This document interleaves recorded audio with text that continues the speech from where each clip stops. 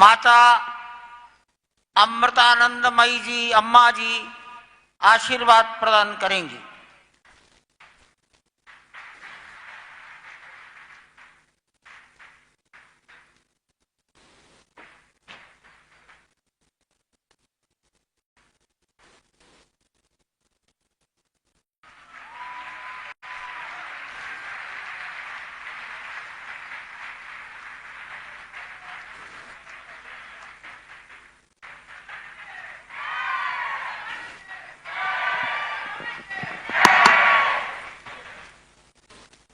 जय श्री राम.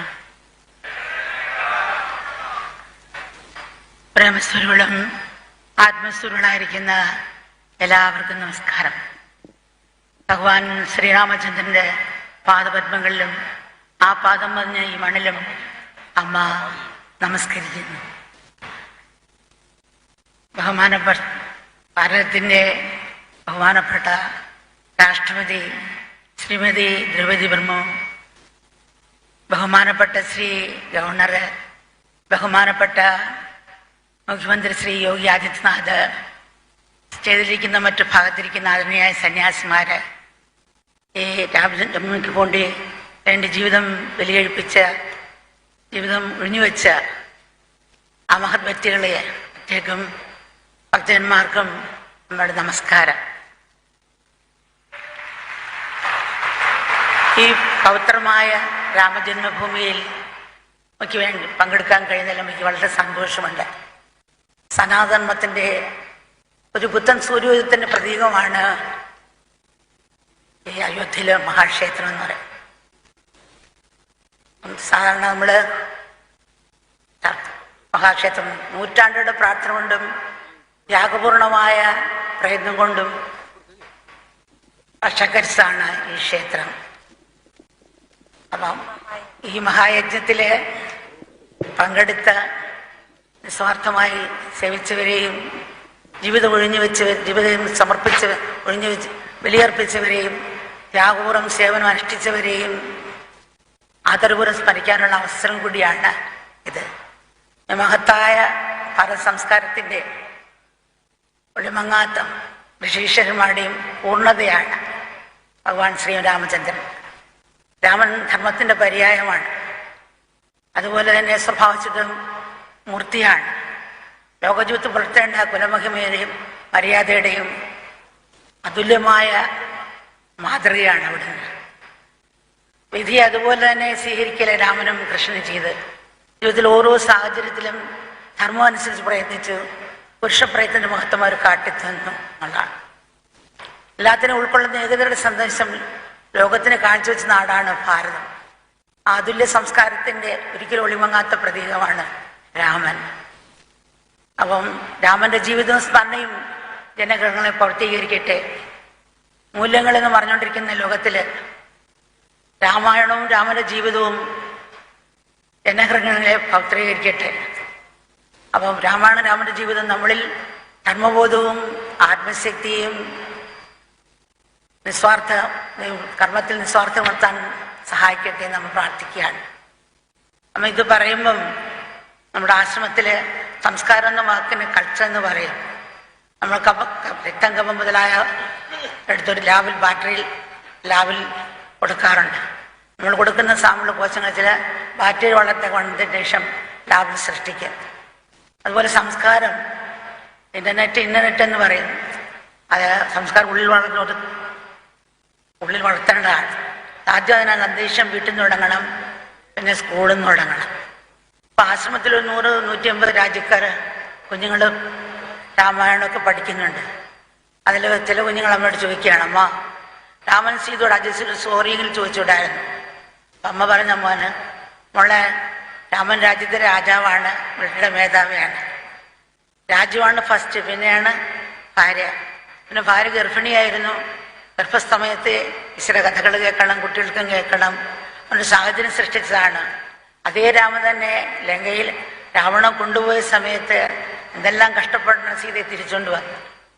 കുട്ടി ഒരു 3 ദിവസം കഴിഞ്ഞ് പ്രസംഗിച്ചപ്പോൾ എന്നച്ചൻ ഫ്രാൻസിലാണ്, ഞാനിവിടെ രാമായണം ഇത് പഠിക്കാണ്. ഇതിനാണ് രാമൻ സീതയോട് ചെയ്തതെന്ന്. വേറൊരു കുട്ടി ഒരു പാവയും കൊണ്ടുവന്നു. അപ്പോഴാണ് കുട്ടിയോട് ചോദിച്ച്, വേറൊരു കുട്ടിയുടെ പാവയാണല്ലോ, നിനക്ക് എങ്ങനെ കിട്ടി? അപ്പോൾ അതെൻ്റെ ബർത്ത്ഡേക്ക് ആ കുട്ടി കൊണ്ട് തന്നു എന്ന് പറഞ്ഞു. അപ്പം ആ കുട്ടിയെ വിളിച്ചു, നിനക്ക് നീ ഇത്ര കരഞ്ഞു വിളിച്ച് മേടിച്ച പാവയാണ്, നിനക്ക് വിഷമം തോന്നിയില്ലേ കൊടുത്തപ്പം? ഇല്ല കൊടുത്ത് കിട്ടിയതിനേക്കാൾ കൂടുതൽ സന്തോഷം തോന്നിയ പറഞ്ഞു. അപ്പം എന്താണെന്ന് വെച്ചാൽ അവൾക്ക് ആരും അവൾ തീരുമാനം കൊടുക്കാനില്ല, അതുകൊണ്ട് കൊടുത്താണ്. അപ്പോൾ അത് കാണുമ്പോൾ സന്തോഷമില്ല, അതോർത്ത് എനിക്ക് സന്തോഷം തോന്നി. എന്താണ് കാരണം? ചെറുപ്പത്തിൽ നമ്മൾ കൊടുത്ത ആ സംസ്കാരം കൊണ്ടാണ് കുട്ടിക്ക് ധർമ്മബോധം ഉണ്ടായത്. സീതയുടെ മക്കളും സീതയുടെ മക്കൾ തന്നെയാണ് രാമനെ കണ്ടുപിടിച്ചത്. അപ്പം നമ്മൾ കുഞ്ഞിലെ ഈ സംസ്കാരം, നമ്മുടെ ക്ഷേത്രം എല്ലാവരുടെയും പ്രാർത്ഥന കൊണ്ട് കിട്ടിയെങ്കിലും ആ സംസ്കാരം കുഞ്ഞിലെ ഉണർത്തണം. ഇപ്പോൾ പ്രകാശം കൊടുക്കുന്ന തിരി കരുനാളങ്കത്ത് കാണും. അതുപോലെ പുഷ്പം മുഴുവെടുത്ത് പരിമണം കൊടുക്കുന്ന പുഷ്പം മുഴുവെടുത്ത് മൊട്ടായിരിക്കുമ്പോഴേ വീഴുന്നതാണ് കാണുന്നത്. ലഹരിക്ക് അടിമപ്പെട്ട് യുവാക്കളായ കുഞ്ഞുങ്ങളും മറ്റു രീതി കഷ്ടപ്പെടുന്നതുകൊണ്ട് നമ്മൾ ഇറങ്ങി ഗ്രാമങ്ങൾ തോറും ഇറങ്ങി ആ സംസ്കാരത്തെ ഉണർത്താൻ ശ്രമിക്കുന്ന എല്ലാ രീതിയിലും നല്ലതാണ്. അപ്പം അയോധ്യയിലെ കാര്യങ്ങൾ വെച്ച് നോക്കുകയാണെങ്കിൽ സാധാരണ എങ്ങനെയായിരുന്നു രാമൻ അയോധ്യയിൽ കാട്ടിപ്പോയ സമയത്ത് ഭരതൻ എങ്ങനെയായിരുന്നു? ഭരതൻ കുറച്ച് കഴിഞ്ഞാണ് കുറക്കാളും കഴിഞ്ഞാണ് തിരിച്ചു വരുന്നത്. അപ്പോൾ ആദ്യം മന്ത്രിയോട് ഭയങ്കര ദേഷ്യമായിരുന്നു. ഒരു കാരണമാണ് എൻ്റെ ചേട്ടൻ വന്നത്. പെട്ടെന്ന് പാശ്ചാത്തപിച്ചു. അവളൊരു ദാസിയാണ്, വിദ്യാഭ്യാസമില്ല, യജമാനെ തൊട്ടുകൊടുത്താൽ വേണ്ടി പറയും, അതുപോലെ പറഞ്ഞാണ്. അടുത്തായിട്ട് എൻ്റെ അച്ഛനൊറ്റ ആളാണ് എൻ്റെ ചേട്ടൻ വിധി വന്നത്. അപ്പോൾ അച്ഛനെങ്ങനെ കുറ്റപ്പെടുത്താൻ പറ്റും? പാശ്ചാത്തപിച്ചു. അച്ഛൻ്റെ ജീവൻ രക്ഷിച്ചുകൊണ്ട് അത് രക്ഷിച്ച സമയത്ത് കൊടുത്തതാണ് വരം. ഇങ്ങനെ ചെയ്യുമെന്ന് ഒരിക്കലും വിചാരിച്ചില്ല. അമ്മയാണ് ദുഷ്ട. അപ്പം അമ്മയെ ഒരു ദേഷ്യമായി പെട്ടെന്ന് പാശ്ചാത്തപിച്ചു. ഏതൊരമ്മയും സ്വന്തമൻ രാജാവാൻ ആഗ്രഹിക്കും, അതുപോലെയല്ലേ എൻ്റെ അമ്മയെ ആഗ്രഹിച്ചുള്ളു. അപ്പം എന്നെ ചേട്ടനാണ് അധർമ്മം കാണിച്ചത്. എല്ലാവരെയും നോക്കേണ്ട ചേട്ടൻ കാട്ടിൽ പോയല്ലോ, ഒരിക്കൽ തെറ്റ് തന്നെയാണ്. പെട്ടെന്ന് വീണ്ടും പാശ്ചാത്തപിച്ചു. അച്ഛൻ കടം മേടിച്ച മോനല്ലേ വീട്ടേണ്ടത്, അതുപോലെ എൻ്റെ ചേട്ടൻ ചെയ്തോളൂ. ഞാനാണ് എല്ലാത്തിനും കാരണം, ഞാനാണ് മാറേണ്ടത്. അങ്ങനെ രാമനെ വിളിക്കാൻ പോകുമ്പോഴും രാമൻ ചെന്ന് ക്ഷണിച്ച സമയത്ത് ഉപദേശിക്കുന്ന കാര്യങ്ങളാണ്. കുഞ്ഞെ, നീ ജ്ഞാനികളെയും ഋഷികളെയും പിതൃക്കളെയും ഭൃത്യന്മാരെയും ഗുരുജനങ്ങളെയും എതിർസ്ഥാനത്തുള്ളവരെയും വൃദ്ധന്മാരെയും നീ പൂജിക്കുന്നില്ലേ? നീ ധൈര്യശാലികളെയും അതുപോലെ തന്നെ അറിവുള്ളവരെയും ഇന്ദ്രിയ സമ്പന്നം നേടിയവരല്ലേ മന്ത്രിപത്ത് വെച്ചിരിക്കുന്നത്. കുഞ്ഞെ, നീ ഉറക്കത്തിന് അടിമയാകുന്നില്ലല്ലോ, ഉണർവോടും ജാഗ്രതയോടും പ്രവർത്തിക്കുന്നില്ലേ? രാത്രി അന്ത്യാമങ്ങളിൽ അന്നന്ന് നിർവഹിക്കേണ്ട കൃത്യങ്ങൾ നീ ജ്ഞാനാത്മക ചിന്തിക്കാറില്ലേ? ഭരണപരമായ കാര്യങ്ങൾ ഒറ്റയ്ക്കെടുക്കാറില്ലല്ലോ. എല്ലാവരും കൂടെ ചേർന്നെടുത്ത തീരുമാനങ്ങൾ നീ അങ്ങാടിപ്പാട്ടാക്കാറില്ലല്ലോ. ഏറ്റവും നേട്ടമുള്ള വലുതായിട്ടുള്ള ചെറിയ തുടക്കമായിട്ടുള്ള സംരംഭങ്ങൾ നീട്ടിവെക്കാതെ ഉടനെ ആരംഭിക്കുന്നില്ലേ? ചെയ്ത് കഴിഞ്ഞതിന് ശേഷമോ ചെയ്തുകൊണ്ടിരിക്കുന്ന ഇടയിലോ ഭഗവാൻ ചെയ്ത കാര്യങ്ങൾ മറ്റുള്ള രാജാക്കന്മാർ അറിയാറില്ലല്ലോ ചോദിക്കുകയാണ്. 1000 ബുദ്ധിശൂന്യന്മാരുണ്ടെങ്കിലും അറിവും ബുദ്ധിയും വിവേകമുള്ള ഒരാളെ വെക്കുക. വിവേകമില്ലാത്തവർ 10,000 കണക്കുണ്ടായാലും വേണ്ട സമയത്ത് ഉപകരിക്കില്ല. ബാലന്മാര്, വിചാരന്മാര്, അതുപോലെ തന്നെ യോഗ്യത തെളിയിച്ചവര്, അതുപോലെ തന്നെ വിക്രമശാലികൾ, ഇവരെല്ലാം നീ ആദരിക്കുന്നില്ലേ? അതുപോലെ സൈന്യത്തിന് ഭക്ഷണവും ശമ്പളവും യഥാസമയം കൊടുക്കുന്നില്ലേ? അത് വൈകുന്നില്ലല്ലോ.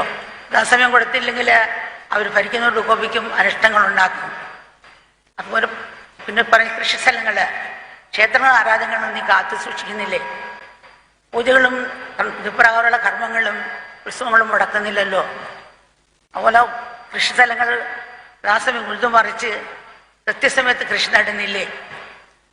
നീർത്തടങ്ങള്, പുഴകള്, വെള്ളച്ചാലുകള് എന്നിവയും പശുക്കളെയും നീ സംരക്ഷിക്കുന്നില്ലേ? പിന്നെ ചോദിക്കുന്നത് ചെറുകിട വ്യവസായക്കാരെയും കച്ചവടക്കാരെയും വ്യവസായക്കാരെയും നീ സംരക്ഷിക്കുന്നില്ലേ? പശുക്കളെ സംരക്ഷിക്കുന്നവരാണ്. സ്ത്രീകൾക്കും കുട്ടികൾക്കും വേണ്ട സുരക്ഷയും സ്വാതന്ത്ര്യവും നൽകുന്നില്ലേ? കാടുകളും വൃക്ഷങ്ങളെ സംരക്ഷിക്കുന്നില്ലേ? ധനത്തിന്റെ വരവ് ധാരാളമായും ചിലവ് ചുരുങ്ങാൻ ചുരുക്കുന്നില്ലേ? ഭണ്ഡാരത്തിന് പണം തെറ്റായ രീതി ചിലവാക്കുന്നില്ലല്ലോ.